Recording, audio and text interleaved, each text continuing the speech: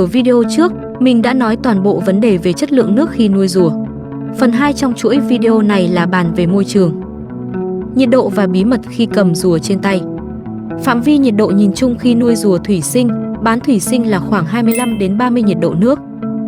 Thay đổi nhiệt độ đột ngột là điều cấm kỵ khi nuôi rùa. Sự chênh lệch nhiệt độ lớn có thể dễ dàng dẫn đến cảm lạnh và viêm phổi ở rùa và sẽ chết nếu không được điều trị kịp thời.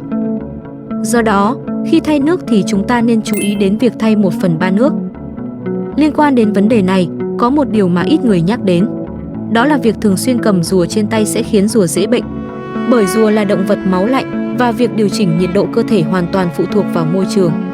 Việc cầm rùa trên tay thường xuyên sẽ gây thay đổi nhiệt độ đột ngột và liên tục cho rùa. Ở cuối video, mình có để bảng nhiệt độ riêng biệt cho một số dòng rùa phổ biến. Bạn có thể tham khảo sau nha. 2. Bể rùa, hình dáng và chất liệu. Nói nhanh gọn thì không khuyến khích nuôi rùa trong bể tròn. Bể tròn chủ yếu có chiều sâu, phù hợp để nuôi cá. Trong khi rùa thì cần chiều rộng nhiều hơn. Ngoài ra, bể hình tròn sẽ khiến rùa mất phương hướng. Về vật liệu nuôi rùa, bể kính và bể nhựa có gì khác nhau? Bể nhựa thật sự là môi trường tốt để nuôi rùa. Chúng rẻ, dễ mua, dễ thay nước. Với cùng tầm tiền, bạn có thể mua được một chiếc bể nhựa lớn, điều mà hầu hết các con rùa đều thích.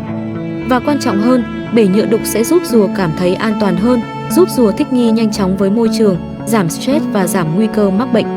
Khuyết điểm duy nhất của bể nhựa có lẽ là tính thẩm mỹ. Ngược lại, với bể kính, chắc chắn là bể đẹp. Nhưng rùa phải đối mặt với cảnh không yên tĩnh, nếu có người cứ nhìn hoài thì rùa sẽ sinh căng thẳng không yên, dễ mắc bệnh. Nếu bạn vẫn muốn nuôi rùa trong bể kính, cách tốt nhất là tạo thêm một nơi trú ẩn cho rùa là được. 3. Một bể nuôi bao nhiêu con rùa? Kích thước của bể bao nhiêu là phù hợp cho rùa? Một con rùa nên có không gian hoạt động riêng tối thiểu lớn từ 5 đến 10 lần so với chiều dài mai của nó. Và mật độ nuôi càng ít càng tốt, bởi rùa không phải là loài sống bầy đàn, chúng chỉ tập trung khi đến mùa sinh sản. Chọn kích thước bể rùa phù hợp là rất quan trọng vì nó liên quan đến sức khỏe rùa. Nó phụ thuộc vào kích thước của con rùa bạn muốn nuôi. Nói chung, chiều dài, chiều rộng của bể phải gấp 5 hoặc 10 lần chiều dài của mai rùa. Nếu nuôi nhiều rùa, bạn sẽ cần chọn bể nuôi rùa lớn hơn. Mỗi con rùa cần khoảng 30 lít nước, vì vậy nếu bạn nuôi 2 con rùa, bạn sẽ cần khoảng 60 lít nước. Cung cấp diện tích đất, ngoài nước, rùa còn cần diện tích đất khô. Kích thước diện tích đất nên bằng 1/4 đến 1/3 diện tích bể rùa. Diện tích đất phải có đủ không gian cho rùa tắm nắng và nghỉ ngơi, hoặc đơn giản là cung cấp bể phơi đủ lớn cho rùa. Chọn độ sâu thích hợp, độ sâu của bể rùa phải đủ sâu để rùa có thể bơi. Độ sâu của nước là 2 đến 3 cm ở vùng nước nông và khoảng 10 đến 20 cm ở vùng nước sâu.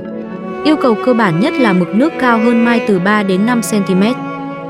Như vậy rùa không cần phải đứng lên mỗi lần cần thở.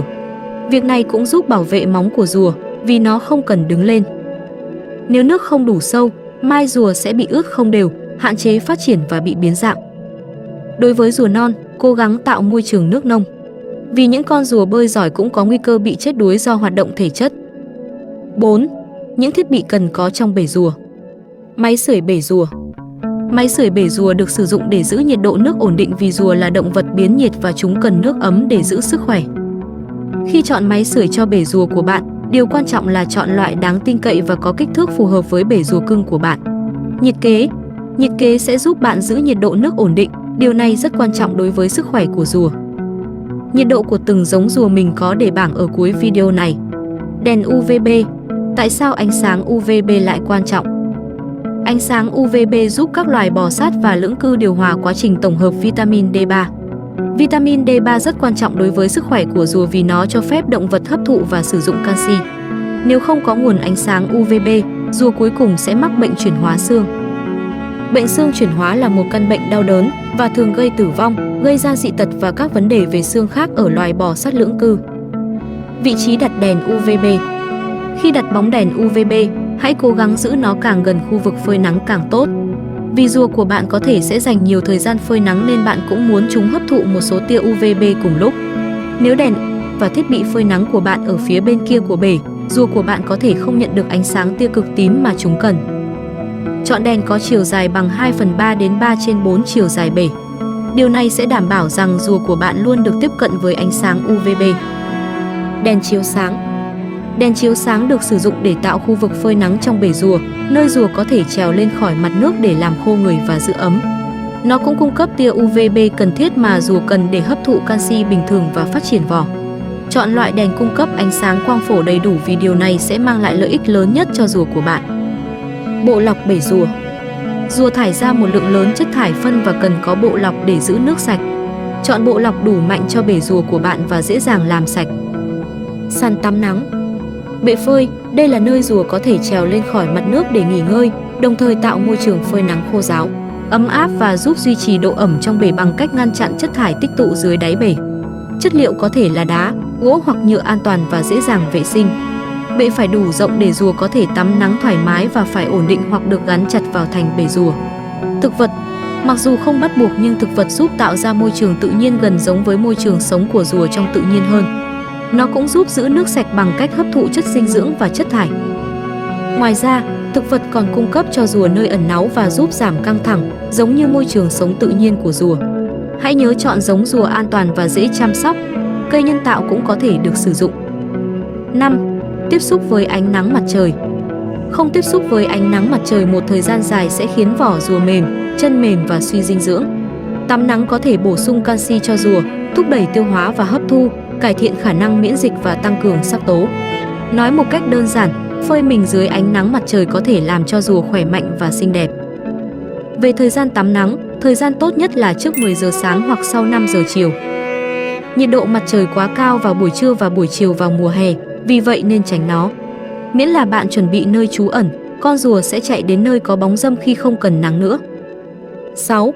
Sự khác biệt giữa rùa thủy sinh và bán thủy sinh là gì? Các loài thủy sinh sống chủ yếu ở dưới nước, trong khi rùa bán thủy sinh sống một phần thời gian trên cạn.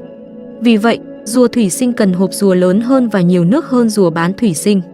Ngoài ra, rùa thủy sinh sẽ cần một bộ lọc và bệ phơi nắng để duy trì môi trường thích hợp, trong khi rùa bán thủy sinh sẽ ổn với một chiếc đèn nhiệt đơn giản. Cảm ơn bạn đã xem video. Nếu có thắc mắc hoặc muốn mình làm về chủ đề nào thì các bạn có thể để lại bình luận phía dưới. Ở video sau, chúng ta sẽ tìm hiểu tất cả về các phương pháp trị liệu đúng cách cho rùa, gồm những điều mà chưa nơi nào nói kỹ. Bao gồm việc trị liệu khô thế nào mới là đúng. Vì nhiều trường hợp, khi chuyển rùa lên nuôi cạn, dù đã áp dụng đúng liều lượng của thuốc, nhưng sức khỏe của rùa ngày càng yếu hơn. Đặc biệt, với vấn đề thứ hai là hầu hết khi rùa bệnh đều được khuyên nên ngâm thuốc cho rùa. Nhưng mình phát hiện ra rằng, lời khuyên chỉ dừng lại ở mức là ngâm rùa. Nhưng ngâm thế nào cho đúng và an toàn thì hầu như chưa được đề cập đến.